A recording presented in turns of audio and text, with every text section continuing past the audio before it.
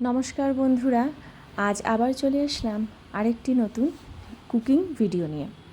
আমার এই নতুন ভিডিওটিতে আমি সকলকে স্বাগতম জানাই এবং সকলকে ধন্যবাদ জানাই আমার পাশে থাকার জন্য। আজ বানিয়েছি চিকেন, দু রকমের বানিয়েছি।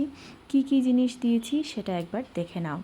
আমি পেঁয়াজ, রসুন, আদা, তারপর বিট দিয়েছি, গাজর দিয়েছি, টমেটো দিয়েছি। সেটা আমি গোটাও ইউজ করেছি আর পেস্টও দিয়েছি। মশলা খুবই কম পরিমাণে ইউজ করেছি। এই চিকেনটা বোনলেস চিকেন আমি আমার ছেলের জন্য আলাদা করে রেখে দিয়েছি। সব কিছু গোটা আর পেস্ট বানিয়ে রেডি করে এই যে তোমরা দেখতেই পাচ্ছ ভিডিওটিতে আমি পেঁয়াজের পেস্ট, তারপর রসুনের পেস্ট, টমেটোর পেস্ট সব কিছু বানিয়ে, আর সাথে আমি গোটা রসুন, গোটা পেঁয়াজ, টমেটোর পেস্টটা শুধু দিয়েছি, টমেটো গোটাটা দেইনি। আর গাজর কুচিয়ে দিয়েছি, বিটরুটটাও কুচিয়ে দিয়েছি। এইভাবে ম্যারিনেট করে নিয়েছি। বোনলেস চিকেনগুলোকেও আমি আলাদাভাবে ম্যারিনেট করে নিয়েছি। আর আমাদের জন্য যেটা বানিয়েছি সেটাও ভালোভাবে মাখিয়ে আমি কিছুক্ষণের জন্য রেখে দিয়েছিলাম। এটা আমার ছেলেরটা, এটা বোনলেস চিকেনের সাথে আমি এইভাবে ভেজিটেবলসগুলো মিক্স করে মেখে রেখে দিয়েছি। এই চিকেনটা বানাতে আমি খুবই কম পরিমাণের মশলা ব্যবহার করেছি। হলুদ, জিরা এগুলো খুবই কম পরিমাণের দিয়েছি। আর নুনটা তো পরিমাণ মতো দিয়েছি। আর আমাদের যেটা বানিয়েছি সেটাতে আমি কাঁচা লঙ্কা দিয়েছি।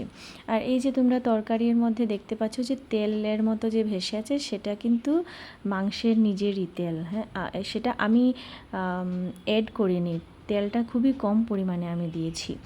এই যে এটা দেখতে পাচ্ছ, এটা যেটা আমি আমার ছেলের জন্য বানিয়েছি, সেটা মাংসের পরিমাণটা কম ছিল আর সবজিটা বেশি ছিল, বিট আর গাজরটা বেশি ছিল, তার জন্য এই মাংসের কালারটা খুবই সুন্দর এসেছে। একটু রেডিশ কালার এসছে, যদিও আমি কিছুই দিই নাই, আমি লঙ্কা টঙ্কা কিছুই দিই নাই আমার ছেলের জন্য যেটা বানিয়েছি ওইটাতে, কিন্তু কালারটা বেশি সুন্দর ওর চিকেন কারিটাতেই এসেছে। তোমরাও এইভাবে ঘরে বানাতে পারো।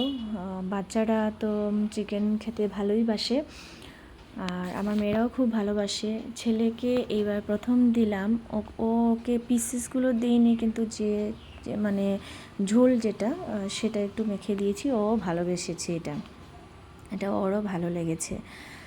আর এরকম করে খেলে আমার মনে হয় না খারাপ করবে বাচ্চাদেরকে ডক্টররা বলেই যে চিকেনের স্যুপ টুপ এগুলো দেওয়া যেতেই পারে এই বয়সের বাচ্চাদের। তো তোমরাও ঘরে এরকম ট্রাই করতে পারো, যদি স্যুট করে।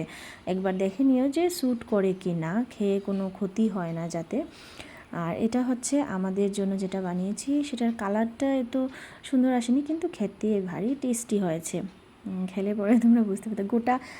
গোটা পেঁয়াজও দিয়েছি আমি, ছোট ছোট গোটা পেঁয়াজগুলোও দিয়েছি। সেগুলো মানে তরকারির মধ্যে দিলে খুবই ভালো লাগে।